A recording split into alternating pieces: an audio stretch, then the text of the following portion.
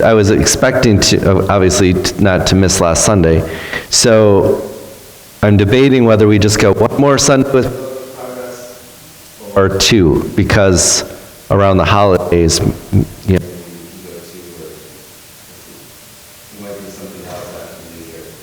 still cutting in and out, I think.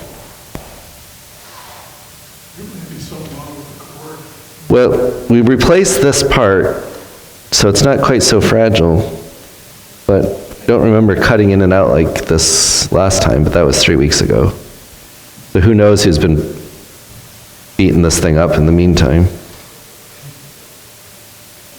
All right, so a little review of Pilgrim's Progress. Again, the Pilgrim's Progress is a little bit more biographical from John Bunyan's perspective, but it lays out the life of the Christian once the Christian is saved. It's a kind of a picture of, a metaphor for the Christian life.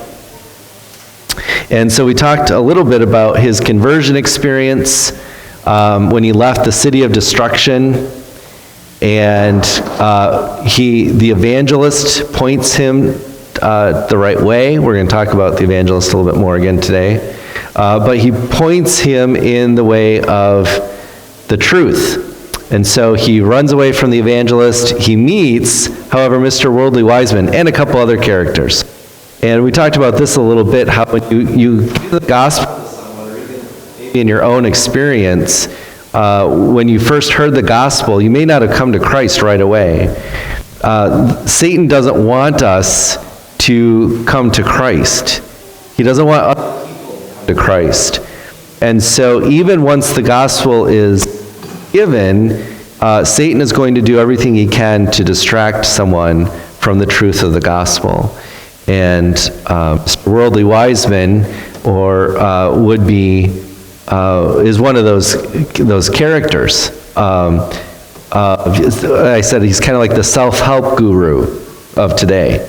Today, if John Bunyan wrote the book of Pilgrim's Progress, this would probably be a self-help yoga instructor or something, vegan, who's going to help you improve yourself. He goes through the wicket gate, which is the narrow way of salvation.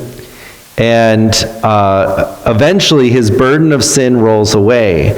And I mentioned that sometimes, again, in our Christian experience, we're sinners, we're saved by grace, but we're still carrying, as it were, some baggage around with us, where we might not yet feel the complete freedom from sin. And this was John Bunyan's early life as a believer. He still carried around with him the burden of sin until he came kind of a second time to the cross to be relieved of that burden. So he's already a believer. He already has forgiveness of sins, but he doesn't really experience it till later in his Christian life. He comes to the porter's house, and we talked about what he got at the porter's house. What does he leave with from the porter's house? Yes, the full armor of God. So right after that, of course, he then meets Apollyon and has a battle with him, for which he needed the armor. So God gives us through his grace what we need when we need it. So we talked about him running into Apollyon. And then he meets Faithful. And once he meets Faithful, he begins to travel a little ways. And this is where I wanted to pick up today, is the story of Vanity Fair. So Faithful sees Christian fight off Apollyon, and then Faithful comes alongside. Now, Pilgrim's Progress is an allegory. And I mentioned I was going to try to weave some of these things back in to this. And here, Christian met Evangelist, and Evangelist points him to the way of salvation. He meets people like Worldly Wiseman who try to distract him from the gospel. Here he meets Faithful, who encourages him on his way in his Christian life. So all of these people that he meets they represent people or even circumstances in our own lives that we run into in our Christian life. So remember, Pilgrim's Progress is the Christian life. And we run into people who encourage us on the way, and we run into people who try to distract us from the way. And in Pilgrim's Progress, because it's the way that John Bunyan wrote it, you can see the difference. And then you look at your own life and you can say, well, who are the people I would call faithful in my Christian walk? Who are the people who encourage me along the way? Whose name can I fill in those blanks? So this is how it works. And so you read through the book as a story, but if you keep Pilgrim's Progress close by to you, something will happen in life. It will say, oh, do you remember that part of Pilgrim's Progress where? And then that story, that part of the story, and it applies very easily to our own Christian life. So what I wanted to do is, as we get to Vanity Fair, faithful and Christian are walking along the way, and Evangelist catches up to them. Evangelist happens to stop by. And so they walk a little bit with Evangelist. And I wanted to read this paragraph because sometimes people can say, well, the gospel is great for getting you saved. But what does the gospel do for us once we are saved? Because we don't go back and get re-saved. We don't go back and re-believe in the gospel for the first time. The author of Hebrews tells us we can't do that. So what is the role of the gospel in our Christian life? So here, I wanted to read this one passage where Evangelist is talking to Christian and faithful. And Evangelist says, he's encouraging them on their travels. And he says, the crown is before you, and it is an incorruptible one. So run that you may obtain it. Okay, so Evangelist is practically quoting Scripture, right? For those who may endure to the end, there's an incorruptible crown that awaits them. There's a prize or an award, reward. So run that you may obtain it. Some there be that set out for this crown, and after they have gone far for it, another comes in and takes it from them. Do you want to try? Okay. Time out.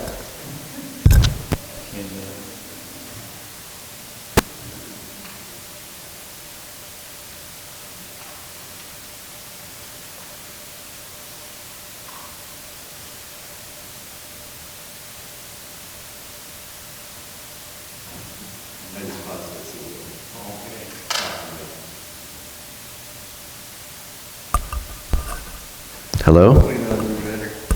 Can you hear me, John? Yes, I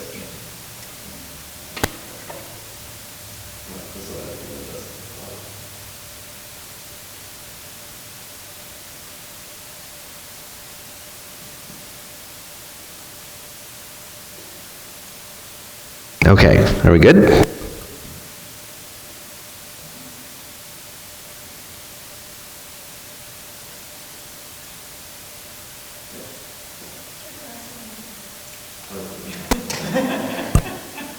Just a suggestion.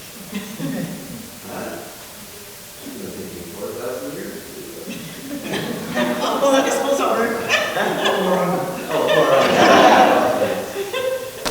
Okay, did I break it? Did I do that? Are we good? No, we're not good. What did? Oh. It's got to be the box.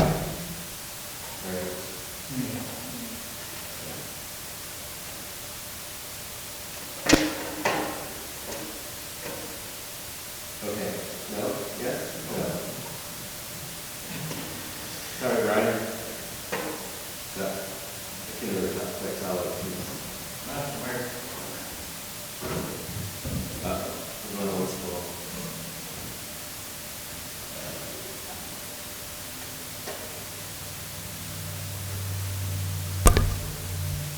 We're gonna.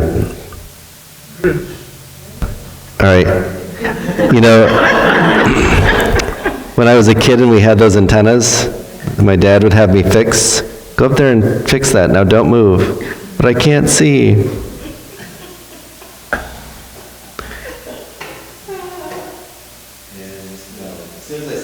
down, I lose it. Well, I put it in my pocket and I had lost it last time. Try the pocket again. Now I think as long as they don't move.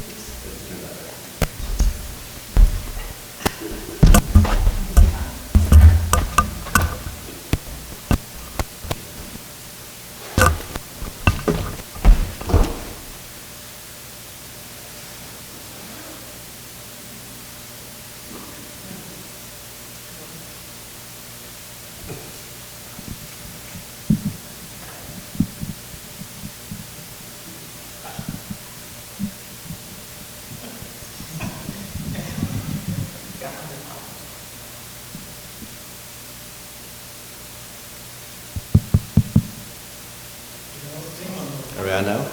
Are we on now? Should be. Testing. I have a red light.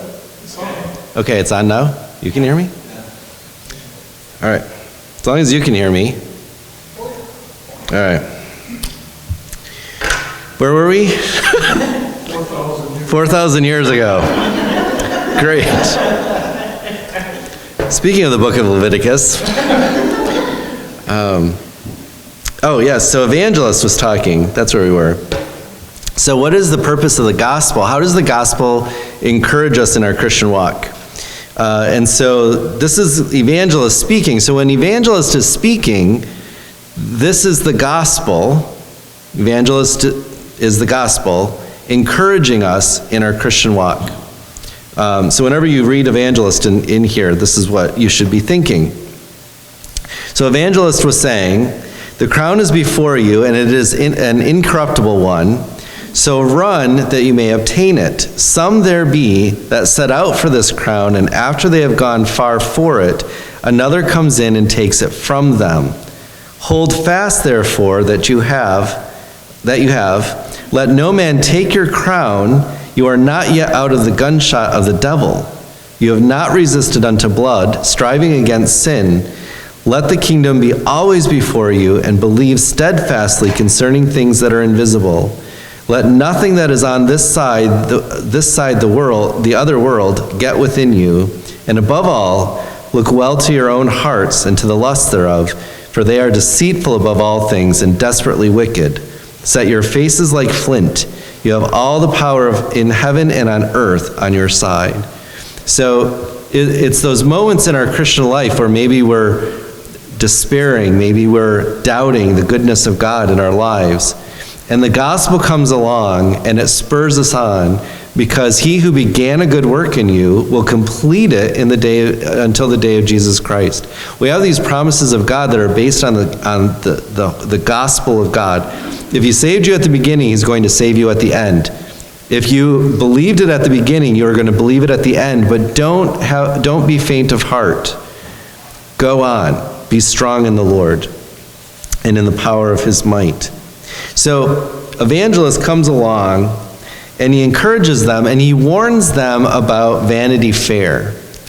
And I've got a couple slides from Vanity Fair. This is just faithful and Christian in the market. And then, it's a little easier to read on that screen. You don't have to turn around and look. And then faithful dies in the market. Okay, he dies at Vanity Fair. So he doesn't make it through. An evangelist warns them, one of you might not make it through Vanity Fair. Now, some of the things we learn about Vanity Fair, it's a rather long passage in the story, is Vanity Fair, the believer cannot get around Vanity Fair. There's no escaping it. So for those of you who have read it or listened to it, what does Vanity Fair represent? The world. All the desires of the world. All the glittery things that could distract us from the world. Everything from sins to things that just distract us for pleasure, things that attract our attention, make us discontent with what we have. So Vanity Fair is this place where things are empty. They are of no value. Hence the word vanity. So does the word vanity, like, is there any book in the Bible that might use the word vanity over 30 times that you could think of? Yeah. Okay, so Ecclesiastes. And vanity, has this idea of emptiness, of no value, of no purpose, of no good. And so what is a fair? Right? Just a bunch of different distractions. A fair is a bunch of different distractions. Like, we go to the state fair, you can go to the county fair, and there are some things, okay, you're going to show your goat or your rabbit or something, but it's rides, it's games, it's food. If it's the state fair, it's just more food and more food. But there's the arts and crafts. Okay, so we've got some other things in there. But a fair is just a place of distraction. It's a place of amusement where you can go and not care about anything. So you put those two together, and if you recall, Vanity Fair runs all year long. So Bunyan points that out at least twice. He says it goes all year long. There's no time that Vanity Fair is not in operation. There's no time where the world around us isn't trying to distract us from spiritual things. It doesn't take a holiday, it doesn't take a break. In fact, it really likes holidays, does it not? From what's on TV to what's being bombarded by sale items. You have to buy this. You won't be happy without it. There's this one guy, he's a philosopher, but he said, the person who's really poor is the person who wants something that they don't have, because that's all that they think about. They don't think about what they do have. They're always thinking about what they don't have. Well, godliness with contentment is great gain. This is a Christian principle that if we're not content with what we have and we're always thinking about what we don't have, it really is a very subtle way of the world and Satan behind the world of making us discontent with the goodness of God. Are we not, has God not given to us everything that we need? He has. So why would we want something he hasn't given to us? And of course, this works its way into the 10 Commandments. Thou shalt not covet anything of your neighbor's property, except for maybe John's saw, which I'm not envious of John's saw. I'm just very thankful that John has it. And that he might give it to me. We talked about it. So Vanity Fair is this constant bombardment that we get from the world to distract us from the Christian life, from living out the Christian life. So we cannot get away from Vanity Fair. We cannot get around Vanity Fair. You could try to live the life of a hermit somewhere, and I'm sure a door-to-door salesman will come by and try to sell you something, right? We just cannot, we can't get away from it. And as Evangelist just mentioned, there's also the sins of our heart. So Evangelist is very clear. There are things on the outside of us that try to distract us, but there are our own sinful hearts we can't escape from, and also draw us away. An interesting passage in here that I wanted to look at is Vanity Fair hates the Christian. If you notice that, says in this, Bunyan is speaking, he says, "Now these pilgrims, Christian and faithful, must needs go through this fair. Well, so they did, but behold, even as they entered into the fair," so they just start walking into the fair, "all the people in the fair were moved, and the town itself as if it were in a hubbub about them." That's a good old word, hubbub. You can use that word. And for several reasons. So they walk into Vanity Fair, and everyone in Vanity Fair is like, whoa, these people are different. First, the pilgrims were clothed with such kind of raiment as was diverse from the raiment of any that traded in the fair. So simply put, they were dressed differently, which I know is kind of an old fundamentalist thing, that you're not dressing like the world.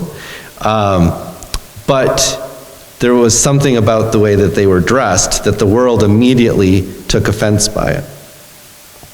The people, therefore, of the fair made a great gazing upon them. Some said they were fools, some said they were bedlams, and some, they are outlandish men. Okay, so they immediately started to speak evil of Christian and faithful, just by the way they were dressed and presented themselves. Secondly, as they wondered at their apparel, so they did likewise at their speech. For few could understand what they said. They naturally spoke the language of Canaan, but they that kept the fair were the men of this world, so that from one end of the fair to the other, they seemed barbarians to each other. So their language was noted by the people of the fair as being different. I have a coworker who, gravity. I need to be taller. I can just guess. To weight this properly. There we go. Let's try that. I have a coworker. So, okay, I don't swear. I don't allow anyone to swear in my office. And I have one coworker I've had to correct her a couple times, but she usually keeps it pretty good. But I just told him I don't accept it. I have a coworker from another department who comes in, and sometimes he gets upset, and he'll swear. And now my coworkers are calling him out on it, and they're to the point where they're like, "We're going to put a swear jar in our office. We're going to do, you're going to owe us something. Like, you got to stop using this profane language." And again, the way we speak, not just profanities, but also I think one major way is how you talk about other people, because place of work, a place of business, going home for the holidays can easily become just gossip and rumor mills, right? And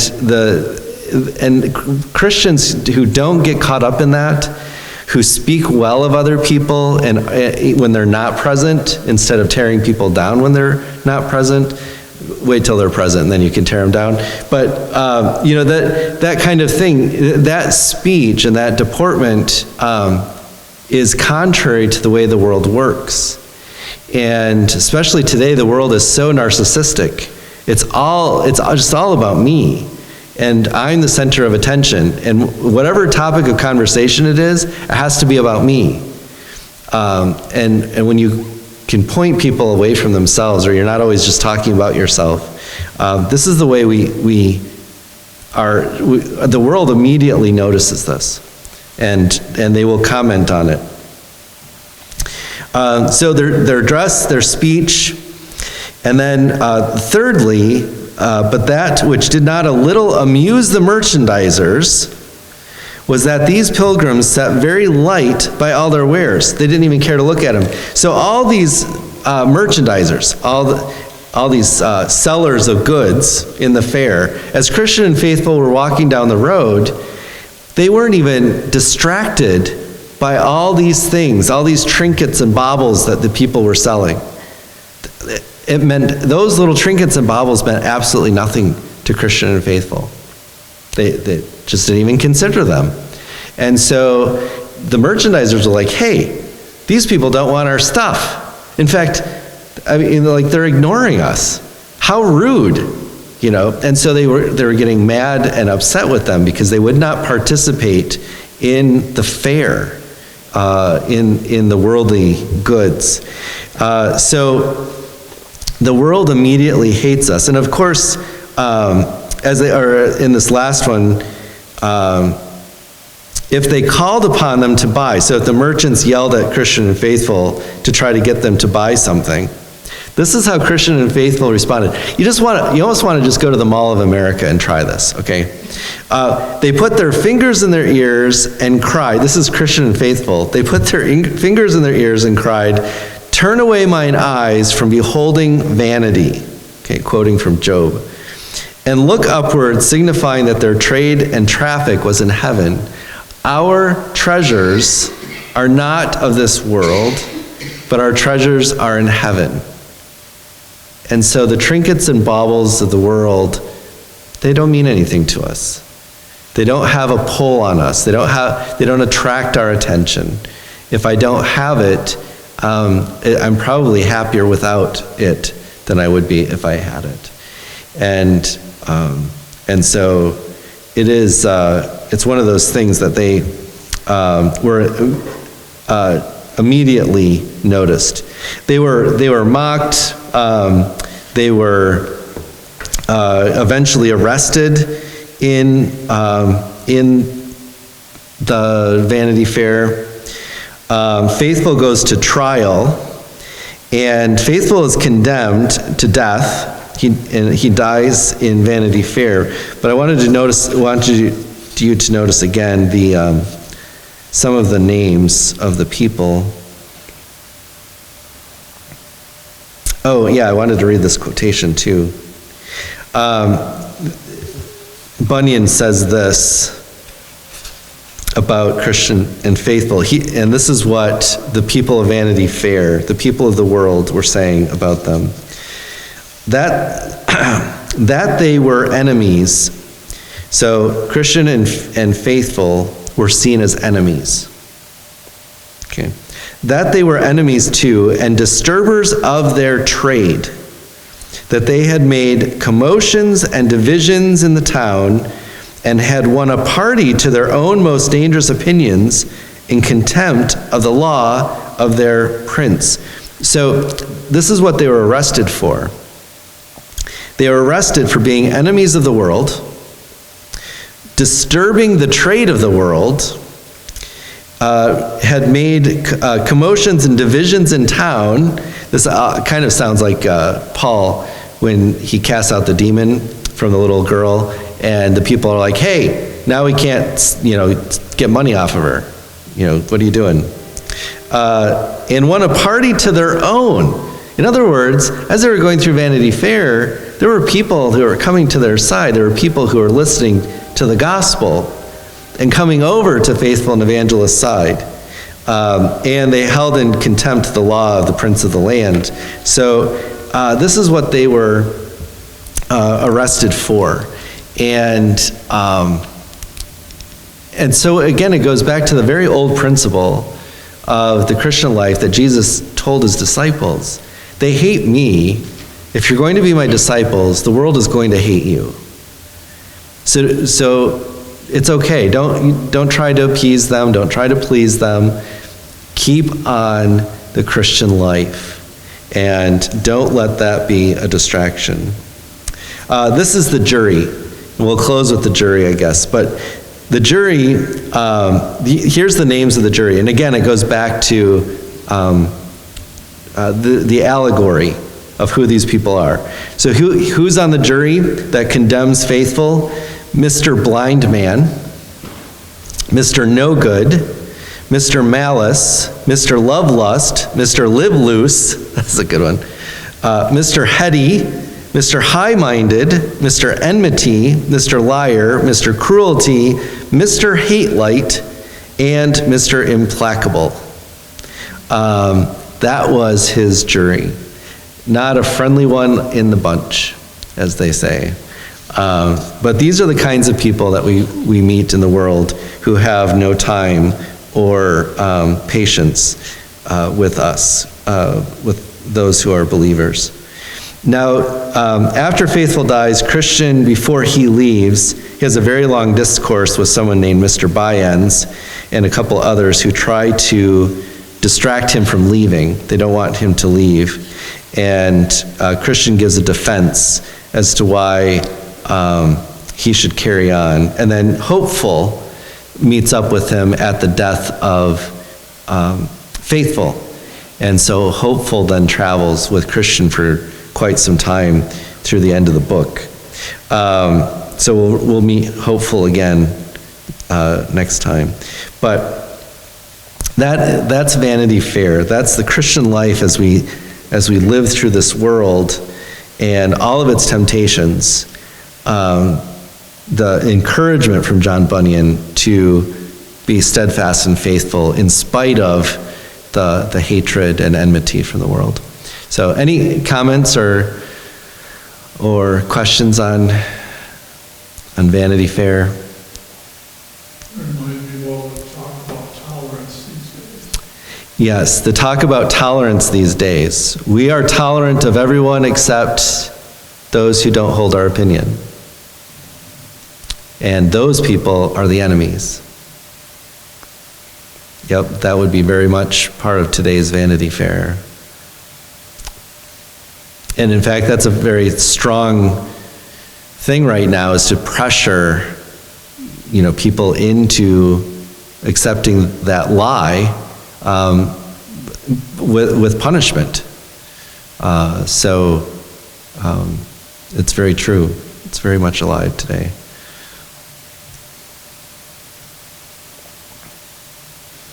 Anything else? How many of you have had a chance to read now or listen through the book, or the first part of the book? First story? Good. Much better than at the beginning. So hopefully it's making more sense to you now. All right. Well, with that, we'll go ahead and close in a word of prayer. Father, we are thankful for Bunyan's encouragement through this story, and